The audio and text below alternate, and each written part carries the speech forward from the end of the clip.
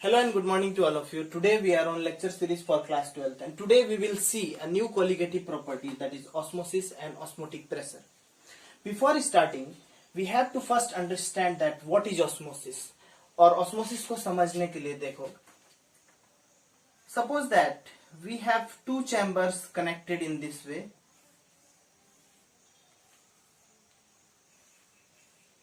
One of the chambers is containing solution, other is containing pure solvent, right?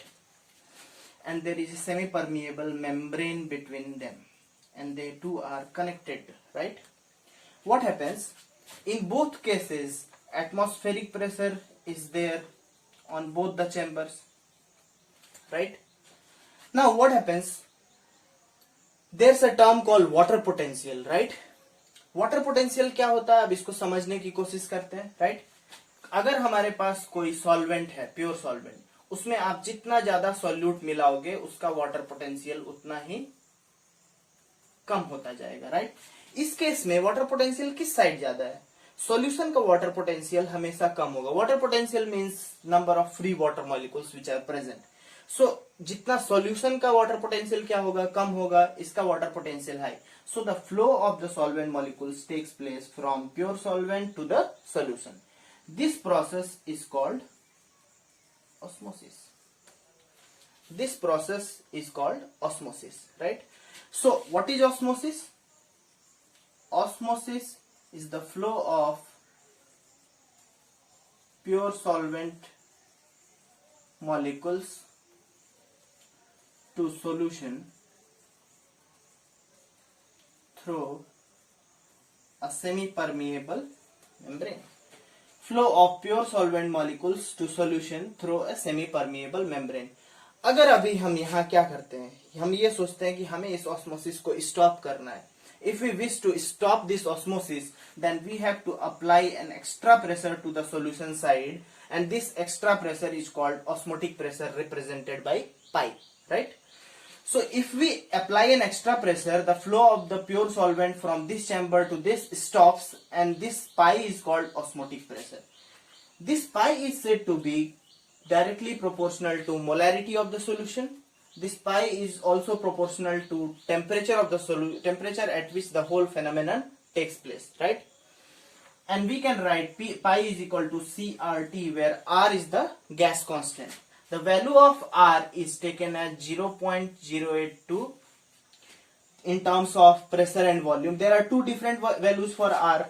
One is 8.314 joule per Kelvin per mole, and this is 0.082 liter bar atm per Kelvin per mole. In terms of pressure, when we use in terms of pressure, we use 0.082.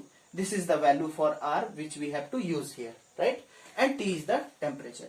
Now, if we know C can be written as N2 by V, what is molarity? Number of moles per unit volume. And what is N2? N2 क्या है यहाँ पे? N2 है number of moles of solute, जिसको मैं लिख सकता हूँ W2 by M2. तो W2 यहाँ पे क्या होगा? Given mass of solute, और M2 क्या होगा? Molecular mass of solute. So we can rewrite this equation as W is equal to N2 RT by V, or we can write W2 RT by M2 into V, or we can also write M2 is equal to W2 RT by pi V. Now using this equation, we can calculate any of the quantities if remaining ones are given. It means if we wish to calculate M2, we should know all these quantities and we can easily use this equation. Again एक बार फिर से इसको हम समझने की कोशिश करते हैं. देखो, प्योर सॉल्वेंट से सॉल्यूशन में फ्लो होता है प्योर सॉल्वेंट मॉलिक्यूल्स का. क्यों ऐसा होता है? बिकॉज वाटर पोटेंशियल यहाँ क्या है? हाई है. इसको एक डेली लाइफ एग्जांपल से समझने की कोशिश करते हैं. सपोज दैट रेजिन को दो कंडीशंस में मैंने रखा, एक बार नॉर्मल वाटर में और एक बार सॉल्टी वाटर में. नॉर्मल वाटर में ये रेजिन स्वेल हो जाता है और सॉल्टी वाटर में ये रेजिन क्या हो जाता है? श्रिंक हो जाता है. ऐसा क्यों? Because in normal water, here the water potential is high and inside the resin the water potential is low, so the flow of water takes place inside the resin. But in case of salty water, what happens? The water potential is low here, here it is high, so the water comes out of the resin. So it all depends on the water potential, right? तो ये भी एक colligative property है, because this is also depending on the number of solute particles. So the osmotic pressure is also said to be a colligative property. Next we will complete one more related topic in this lecture, and that is reverse osmosis.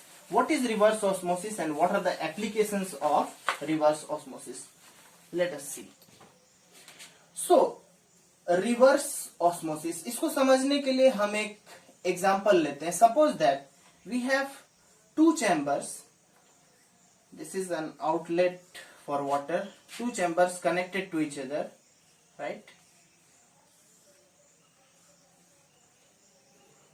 Here is a semi-permeable membrane, and here is a piston to apply pressure. See what happens. We have two chambers, and in one of the chamber there is salty water, and in the other chambers there is pure water.